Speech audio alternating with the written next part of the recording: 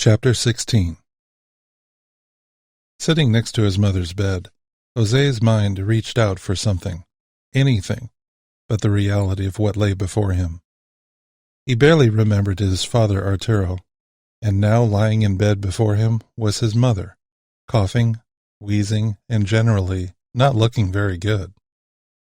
There were several people in the village who had succumbed to this sickness, and José was in great fear this was going to be the fate of his dear mother. As he guarded her sleeping frame, he quietly thought about the past 2 decades. While his mother would be very cross with him for thinking it, he was secretly angry with his father for having left him when he was so young, so long ago, with nothing to hold on to. He was left alone in the world, so young. José felt both anger at his father for having left him at such a tender age and, as odd as it sounds, overwhelming love for his father, for the man he remembered him to be. Even though he was so young, José remembered that fateful night when it was revealed that Grandfather Diego had been killed. Earlier that evening he had felt the warmth of his father's arms and recalled how wonderful it was to see manly love in his father's eyes. He remembered how good it felt to be part of a complete family, and how that feeling was shattered when the bad news came. It seemed like a part of each person present that night died. Later, when Arturo failed to return home from the voyage and rumors came that their ships had been lost at sea, Valera became darker and darker in her soul. She always seemed to know something bad was going to happen to Father, and nothing could console her. For the next 6 years, each passing day was hollow, unrewarding, and eminently unfulfilling. Both José and Valera went through the motions of life. Valera sold her handmade wares in the village market, and José went to school each day. But José felt isolated and alone. Valera would never have made a direct decision to do so, yet she all but emotionally abandoned her son. She had nothing left inside of her, and life offered her no consolations. One day, something changed. When he was about 9 years old, it seemed like someone suddenly lit a candle in Valera's soul, and she started to live again. That is when Marco came into their lives. He was a good man, and seemed to make his mother happy once again. From that day on, every time José spoke from the depths of his tortured soul about his father, Valera never allowed anything bad to be said about Arturo. Early on, José learned to keep his negative thoughts to himself. José's feelings about his father were mixed up and were nearly impossible to understand. Hate over being abandoned, and at the same time love for a father he barely got to know. It was all very confusing. Now this, yet another abandonment. Valera was laying before José on what was no doubt her deathbed. Gazing out the window, José thought about how Marco was a good man who eventually married José's mother and took good care of the two of them. Marco never had a problem with José being in the house. In fact, he did all a good father should do to raise a boy into a responsible man. José thought about how, at 13 years of age, José wanted to take on Marco's last name. He expected to receive thanks and appreciation from both Marco as well as his mother. What he hadn't expected was for Marco to be categorically against it. José never understood that. Snow never fell in this area of the desert, but it did rain, and right now the rain falling against the window pane glass reflected the climate in José's heart. Arturo left him when he was 3, Marco rejected him when he was 13, and now his mother was preparing to depart from him, leaving this 23-year-old man alone in every sense of the word. What would his future be? José wasn't sure, but as his eyes started to produce excess moisture, he couldn't help but feel the most alone he had ever felt. "Don't cry, baby."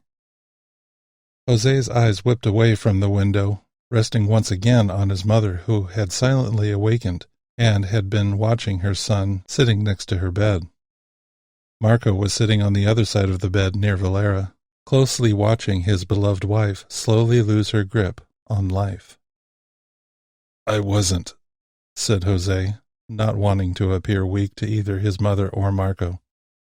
Valera smiled a weak smile, showing she knew the real reason for her son's melancholy. "Son, losing tears at, Marco hesitated at saying what he was really thinking. "A time like this is nothing to be ashamed of." Jose decided he didn't have the strength to argue with the two of them, since they knew full well he had been about to cry. He wasn't prepared to admit that to himself, or to either of them. Jose remained silent and simply chose to gaze out the window again. Valera looked at her husband of 14 years, and, through the gray eyes of one who was about to expel her last labored breath, simply nodded her head. That one gesture spoke volumes, which were only understood between the two of them. Marco's gaze faltered, and he dipped his head as if saying a silent prayer. Breathing deeply, he then looked up. "Jose, your mother and I would like to tell you something. Something important that you need to hear." Jose's gaze didn't shift one way or the other. He seemed unfazed at what Marco said. That is, until he heard the next thing out of his mother's mouth. With a gurgle of labored breath, Valera added something that caught Jose's attention. "It's about your father, my son. It's something he wanted you to know," said Valera. Jose turned his head and looked his mother square in the eyes. With great reluctance, Marco released the hold on his wife's hand, got up from his position on the bedside, and straightened his shirt. Walking across the room to a cabinet hanging on the wall, he opened its doors and took out a box which had lain there for more than a decade. Jose had seen the locked box many times before, as he was growing up, but whenever he had asked about it, he would always get the same response from his mother. She would say it was private, that it contained something he would only understand when he grew up. Jose had actually forgotten about it completely, but now that he saw it once again, his interest was instantly renewed. He looked forward to finally knowing the big secret about this box. Hearing it had something to do with his father evoked an even greater interest in plumbing the depths of its secrets. Mercifully, thoughts about the box temporarily made Jose forget about the pain he had just been contemplating. Marco took the box from the cabinet and brought it to the bedside, where he sat next to his wife once more. Valera weakly reached her hands up to the chain around her neck and fumbled inadequately for something. She simply didn't have the strength to complete her task. She turned to her son and said, "Joselito, please open my locket and look inside." Jose followed her instructions and reached over to the pendant she wore around her neck ever since she and Marco married. Jose always figured it was something he gave her when they first got married. He didn't know it was a locket. Putting the pendant in his hand, he searched its side, and sure enough, there was a small latch there that, when pressed, caused the locket to open. Inside the locket, where a picture normally would be kept, was a tiny key. Jose turned the locket over in his hand, and the key fell out. He showed it to his mother, who then cast her gaze at Marco.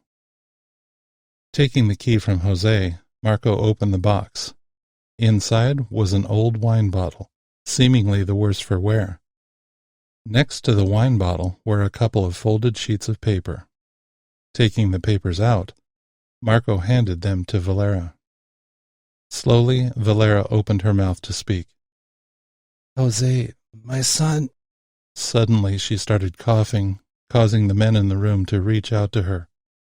Holding up her hands, she stayed their advance and labored to regain control. Once again, Valera attempted to speak. "Jose, do you know what Marco did for a living up until 15 years ago?" Not really. He never talked about it. I just figured it was something having to do with farming like he does here," replied Jose. "Actually, it wasn't," said Marco. "I was a fisherman off the coast of Portugal for many years. I worked for different fishing companies and even worked for myself for a while. I made a good living back then." "You remember what life was like for us back then, don't you?" asked Valera. "I remember it wasn't good," replied Jose. "You were very depressed about father, and were convinced he was never coming home. Nothing anybody said made you feel any better. Being so young, I didn't know what to do. It was miserable. But then you met Marco, and things changed. He made you feel better, and he convinced you it was okay to get married again and be happy again." "That is true, Joselito," said Valera, using the beloved name only she could use for her son. "But that isn't the whole truth. Something else happened back then that made it possible for me to feel better, to find happiness in the arms of my wonderful husband, Marco." Jose questioned why, if he was so wonderful, they both strenuously objected to him taking on the family name of Marco, instead of keeping the family name of a man who abandoned him as a child. "One day, 15 years ago," Marco continued, "I was bringing in the nets we had cast out to sea. As I was getting to the end of the line of nets, I discovered something was caught in the lines. It was tangled with a lot of seaweed, but there in the middle of the net was this." He held up the bottle lying in the box. "When I cleaned off the outside of the bottle, I could see that inside were papers someone had placed in the bottle, before sealing it with a cork and wax. Later that night, I opened the bottle and fished out the letter inside." "This letter," Valera added. "At the top were instructions to deliver it to a mother and her son, to us, Jose." After reading the letter, Marco could see it was important and needed to be delivered to us because, my son, it was written by your father when he was at sea on that last voyage. Sitting there listening to what his mother and Marco said, Jose slowly absorbed the words. When he understood the full impact of what had been said, Jose's eyes opened wide and his mouth lay slack-jawed. With shaking hands, Valera held out the precious papers to him. As he read the first line, Jose felt all the blood in his face drain. "To my dear wife, Valera, and my precious son, Joselito." Jose proceeded to read each and every line. It became harder and harder to read the letter, and it was only when Valera reached out to hold his arm that Jose realized his hands were shaking like a leaf. He read about how his father started thinking this voyage wasn't a good idea in the long run. "A fool's errand," is what he called it. Then he read something that hit him between the eyes. Speaking to his wife, Arturo said, "As I pen these words, I reflect on the day when you gave life to the manifestation of our love, Joselito. I remember holding him in my arms for the first time and being amazed at how much I loved someone whom I had only just met. As I prepared for this trip, I kept thinking how important it was for him to see manly resolve in the face of his father. Now I see he is missing out on something even greater in value, the actual feel of his father holding his hand, and holding the hand of his beautiful mother. I hid behind a thin veil of noble resolve and honor. This was only the facade of a man who couldn't face the pain of his father's death." Jose was in disbelief how the very feelings he had been wrestling with, how Arturo shouldn't have left him and his mother alone, were actually something that his father agreed with. Then came the part of the letter addressed directly to Jose. And to my son, I want you to know that, other than spending time with your mother, the best part of my day was coming in the door to our home and seeing your face. While it is true you came through me, you are not like me, my son. Even in your young face, I could see your own path in life was different than mine. I could see your own path in life was different from mine.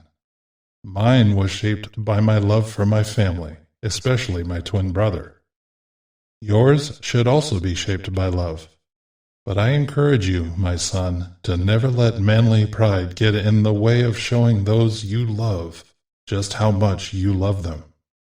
If there is one thing life has taught me, it is the need to confirm the things which are most important, and to be sure of exactly what those most important things truly are.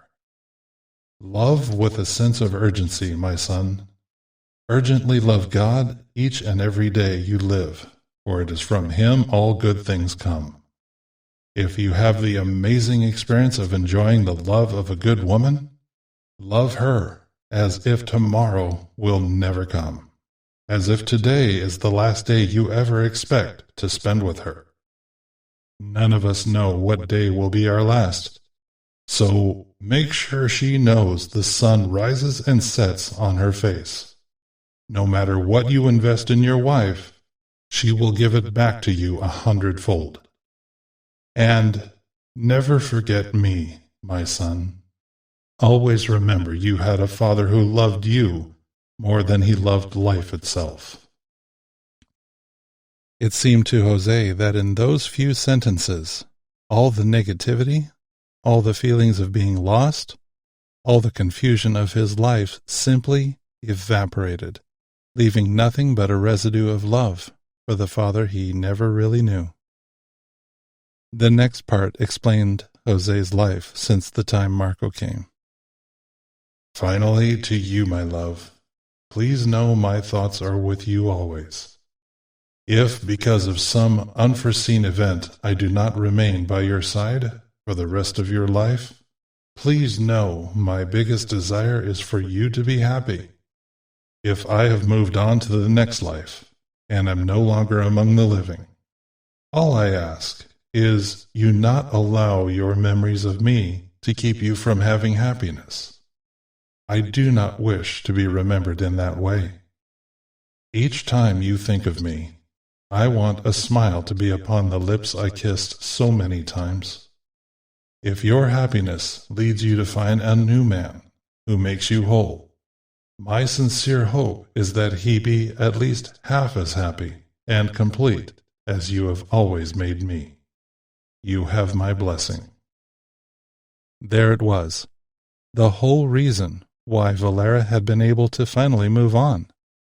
She was able to love again because, quite simply, Arturo gave her permission to do so. It was now quite clear to Jose why Valera and Marco had kept this hidden from him until now. Only an adult mind, with adult understandings, could understand the sacrifice Arturo made in giving such permission while he still had plans of coming home. It was apparent to Jose that Arturo was not consumed by the jealousy so common among his contemporaries. Jose looked up from the letter to the faces of his mother and Marco. It was only now Jose realized his own face was streaked with tears, the same as his mother's was. Laying down the letter, he reached out for a nearby rag to clear his vision from all the tears. At this point, he couldn't care less that Marco and his mother saw him crying. He looked at her face, and it was obvious she was expectantly looking at her son, patiently waiting for him to say the first words. I feel... Jose was tongue-tied, trying to express exactly what he was feeling at that moment. The avalanche of emotions was overwhelming. He closed his eyes to let his mind concentrate on the feelings now flying all around him. Settling down on his soul, as soft and beautiful as the azul cintada butterflies which always held his wonder when walking in the fields near his home. There was only one word that could now describe how José felt. Free. Valera closed her eyes and said, "I know that feeling. It was what made it possible for me to live again when I had been dead inside for so long. It was as if I woke up from the grave." Her gaze drifted to Marco. "And when I did, the face I saw was the face of this kind man, who has always been there for me to love, and who has always loved me in return." She reached out for his hands. Marco held them fast. "I love you both so much." It was Marco who spoke next. "Initially, I was going to show you the letter 14 years ago, but this wise woman helped me see that you were too young to understand the sacrifice your father made in releasing Valera to live again. Back then, all you would have been able to see is that he wasn't in your life. Now you can see he was a good man, one who deserves your honor and respect. That was why I wouldn't let you take my family name. While I was deeply honored by your request, it was important for you to have the Barragán y Cisneros name when you eventually read that letter." José sat back in his chair and cradled the letter, which had suddenly become the most precious thing in his life, other than the shiny rock his father had presented to his grandfather so many years ago, when he himself was a little boy. That rock sat on the mantel of the Barragán home for decades, until it found its present place on the mantel of the home he now shared with Marco and his mother. What did this mean for José? What would this newfound knowledge mean for him? He wasn't sure. That effect would have to be thought about later, though. Valera reached out to her son with her left hand, while Marco maintained his hold on her right hand. Valera closed her eyes and, with a small smile on her face, breathed her last breath.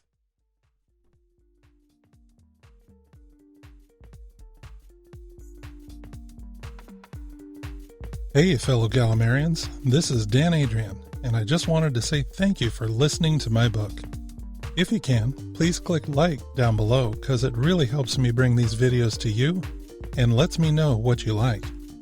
Also, if you haven't already, please subscribe and click on the bell so that you'll get notified when I release more chapters.